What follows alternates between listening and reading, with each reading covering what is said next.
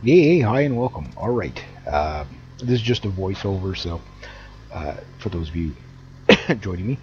Okay, so this topic has been pretty much beaten to death, and but I think it's a good topic, and there's always something new to bring out.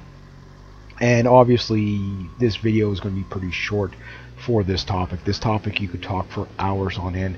Why and why not you should do something. And the topic basically starts like this: should you start off on a 600cc super sport or a super sport in general? Should you or should you not? And you could pretty much start on any motorcycle out there. There's no doubt about that. However, is it recommended? Absolutely not. Now, why I don't recommend, and I'll validate it, but again, why I don't recommend starting on a 600cc super sport is because you don't know, if you're inexperienced and you've never ridden a motorcycle before in your life, you don't know what you don't know. Unfortunately, a lot of people find out the hard way that, riding a sport bike isn't like, okay, if you can ride like a MotoGP rider, you're a good rider. It doesn't really work like that. The street riding is completely different. So people buy these bikes or whatever. They're like, I'm the exception to the rule. I've been riding 3 weeks now, and I haven't had a crash or anything like that, and I've had no previous experience. So at that point, I usually just say, just wait a few weeks. then you'll see their accident footage on their YouTube channel. And you see this time and time again, people starting off on these higher powered bikes that are really not designed for the beginner in mind at all. And it's not even a matter of getting the bike up and moving. For example, if you've seen that turn I just did there, that area is so greasy and rough. Somebody giving too much throttle on that on any type of bike, let alone a sport bike, you could spin out on that. I've seen people spin out on that corner so many times. But because I know that corner well and I make the decision to adjust for the road conditions, that's where I can get away with riding a bike like this. Now, what is my validation for being an expert on this? Well, first off, I'm not an expert. I'll tell you, this is my experience. About 20 years ago, I used to ride motorcycles, and I have about 130,000 miles on the road. And I keep bringing this up because I just want to really instill that this is an ongoing learning thing. Motorcycles are great; they're awesome. And I've ridden hundreds of different motorcycles. I used to work in a motorcycle shop and stuff like that. So I got to try out a lot of different things. And there's fundamentals that transfer from one type of bike to the next, what we're talking about. Touring bike, sport bike, dirt bike, cruiser, doesn't really matter what it is. And the thing is that there's also other fundamentals that, even though they transfer from one machine to the next, the characteristics from one machine to the next can basically be drastically different. So some points that why I wouldn't recommend a super sport as a starting bike. The obvious is the power. That's the obvious one. So we don't need to go over that. We know these things are fast. We know these things take off like missiles if you're not careful. But that's not the main things. The main things is that you're distracted by a bike that you're learning how to ride. Okay, now when you're a new rider, it doesn't matter if we put you on a moped, we put you on a Goldwing, or we put you on a crotch rocket. You are distracted trying to figure out the machine. You're looking at the signals every time you turn. You're constantly watching your speed more than the road. You're trying to maintain speed because your speed's going up and down. You don't have good throttle control yet. And it takes a little while to get that. Now, these bikes aren't meant to have nice, smooth throttle control in a consistent line all the time. And the throttles on these things, for example, are touchy. And they're also respond to the bumps in the road. That's why it's hard to maintain speed on a constant, like your speed is always going up or down a couple of kilometers or miles per hour as you're riding. Every bump you hit jerks the throttle a bit, gives it a little bit more.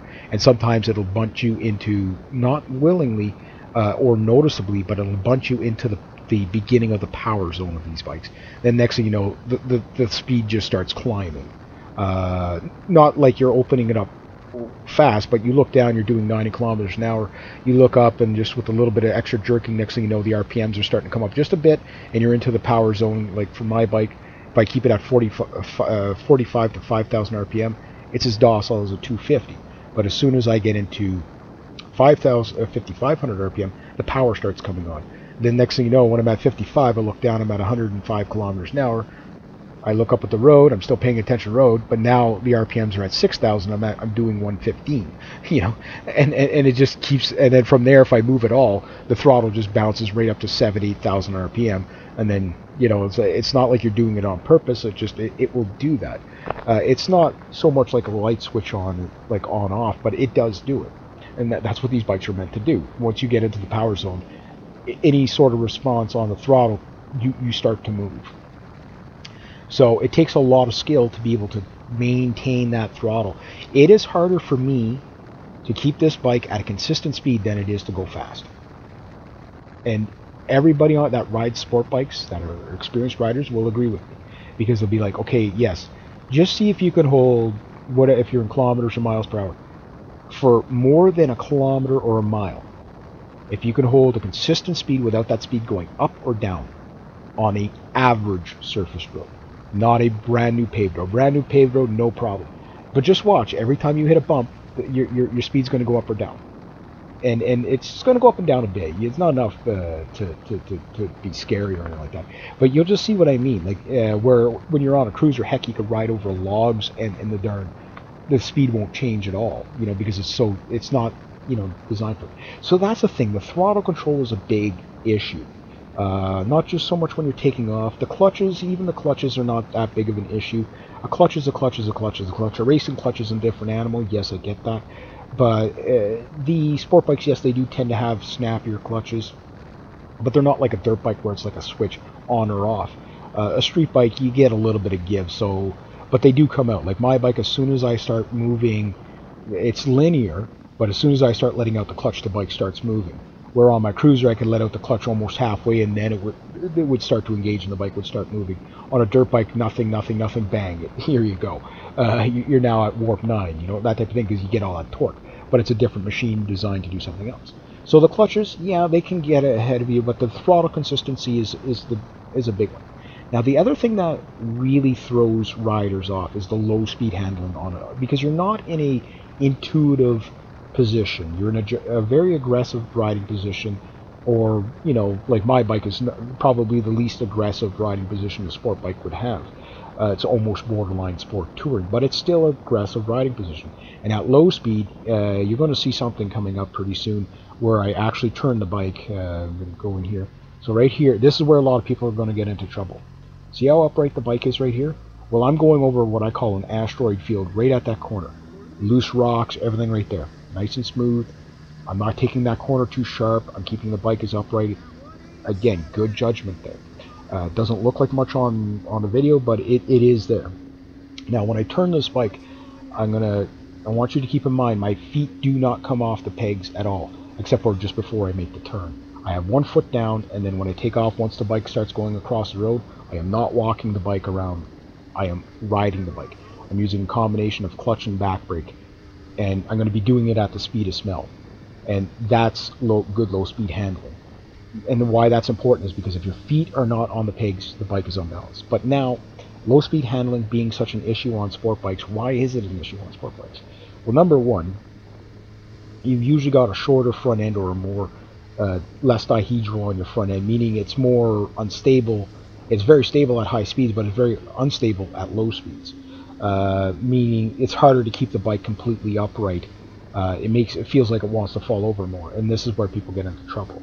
The other problem is at low speeds is people don't know which brakes to use. Now I won't get too much into that, but you mainly at low speeds you use back brake only. We're talking like under 10 miles an hour. You mainly use that because if you use your front brake, especially with all that, you got stopping power of a race car on these things. So at low speed, if you are basically using your front brake and that front end is not completely straight, you're probably going to dump the bike. And I see people make this, so I'm going to do my turn right here pretty soon.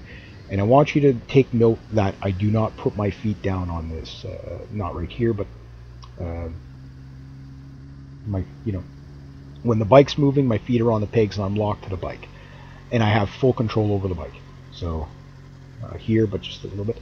The next thing I'm going to bring up, and this is an important one.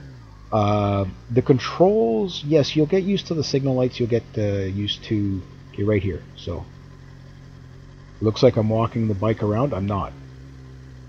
My feet do not come off the pegs there. That's counterbalancing. That's how you do it. That's turning in. That's what you are desiring to do.